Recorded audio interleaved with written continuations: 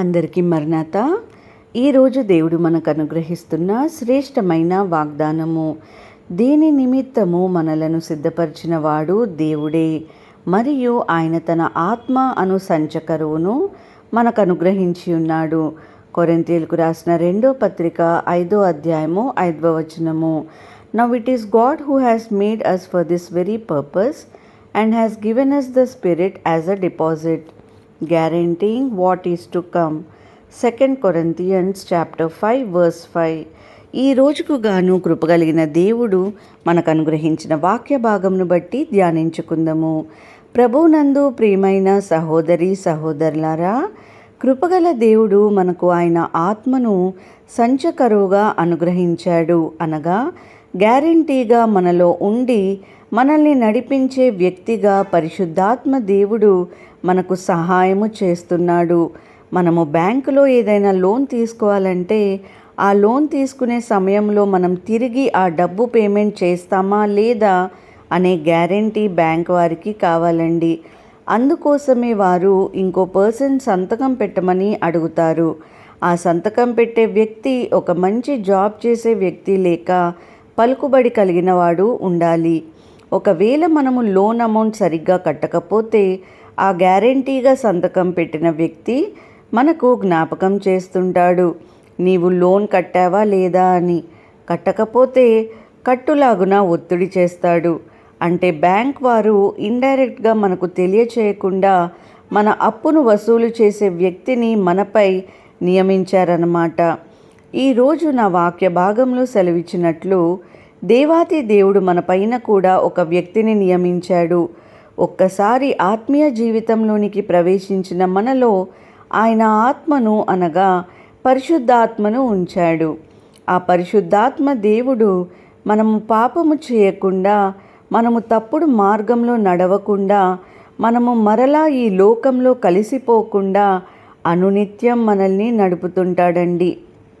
పరిశుద్ధ లేఖనములు సెలవిస్తున్నాయి, మీరు సత్యవాక్యమును అనగా మీరు రక్షణ సువార్తను విని క్రీస్తునందు విశ్వాసము ఉంచి వాగ్దానము చేయబడిన ఆత్మ చేత ముద్రింపబడితిరి. దేవుని మహిమకు కీర్తి కలుగుటకై ఆయన సంపాదించుకున్న ప్రజలకు విమోచనము కలుగు నిమిత్తము ఈ ఆత్మ మన స్వాస్థ్యమునకుగా ఉన్నాడు.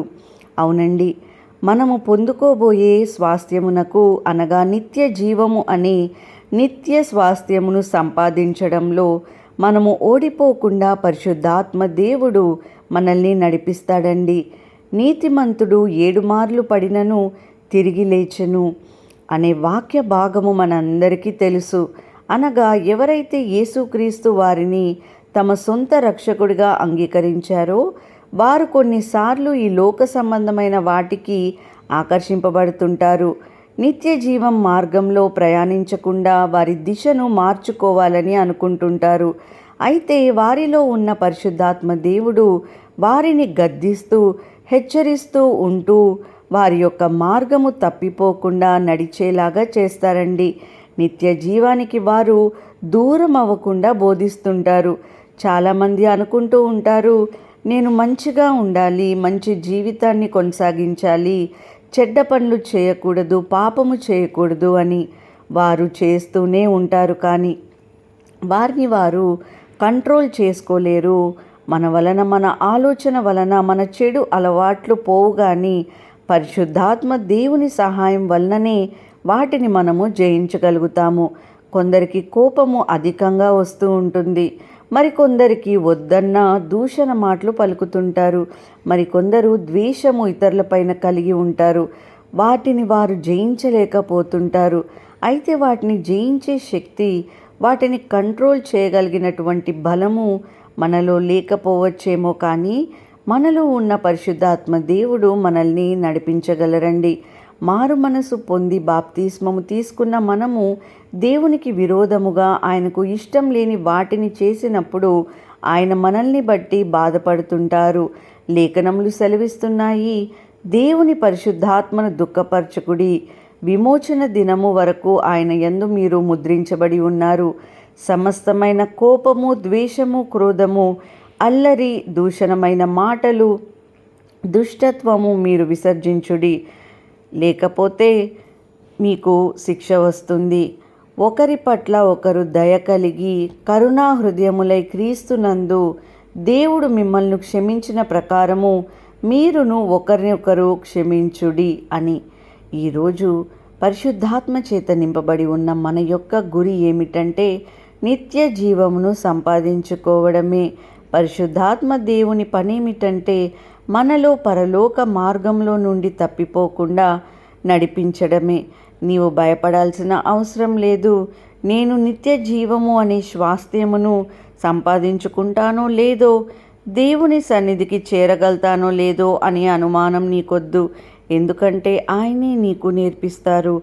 నీవు ఒంటరివి కాదు. ఈ లోకంలో నీవు ఒంటరిగా లేవు, నీతో పాటు దేవుడున్నాడు అని మనము గుర్తించాలండి. దేవుడి వాక్యమును బట్టి దీవించునుగాక. ప్రార్థన. మహాపరిశుద్ధుడ ఘనమైన దేవ, కృపగలిగిన తండ్రి, మీకు స్తోత్రములు ప్రభువా. యేసయ్య, మమ్మల్ని అందరినీ ప్రభువా సజీవ లెక్కలో కాచి కాపాడుతున్నందుకు స్తోత్రములు ప్రభువా. మరి ఒక దినమున ప్రభువా మేమందరము కూడా తండ్రి యేసయ్య ప్రార్థనలో నా ప్రభువా ఏకీభవిస్తుండగా ఇక్కడున్న ప్రతి ఒక్క బిడ్డని కూడా నా ప్రభువా, ప్రార్థన చేస్తున్న ప్రతి ఒక్క కుటుంబాన్ని కూడా ప్రభువా జ్ఞాపకం చేసుకోండి. వారి యొక్క అక్కరలను తీర్చండి ప్రభువా. మీ యొక్క పరిశుద్ధాత్మ శక్తిని నా ప్రభువా మాపై కుమ్మరించండి. మేము చెడు మార్గంలో వెళ్ళకుండా ప్రభువా మమ్మల్ని కాచి కాపాడమని ప్రభువా మేము చేసే ప్రతి పనిలో ఈరోజు మా ముందుండి నడిపించమని నజరేయుడైన యేసు క్రీస్తు అతి పరిశుద్ధ నామములో అడిగి వేడుకొంచున్నాము పరమ తండ్రి. ఆమేన్.